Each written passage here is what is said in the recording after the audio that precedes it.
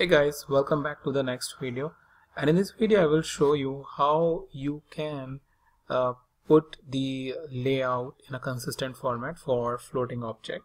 So we have these two floating objects like sheet 3 and sheet 4, and as you can see they are not in a common layout, or like for example beside to each other they should be. So what you can very quickly do is select the object which we want to put it in a layout beside to or along with a different object, like here in this case sheet 3. So I've just selected sheet 4. I'm going into this. So we have the values like position X and Y is something which we want to change. So right now it is 501, but if I come over here it is 273 for sheet 3.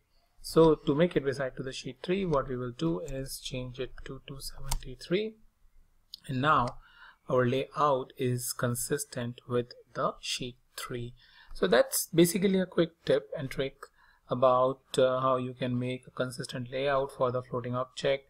And even if you want like for example x-axis, you can even have this like 1000.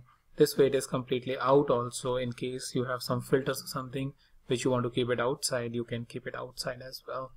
But I will just change it to maybe 523 if it was, yeah, 523.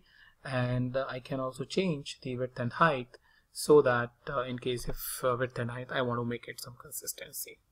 So that's a quick tip about how you will put a layout for the floating objects and achieve the common layout from these objects. Now I'll meet you in the new video, the new topic.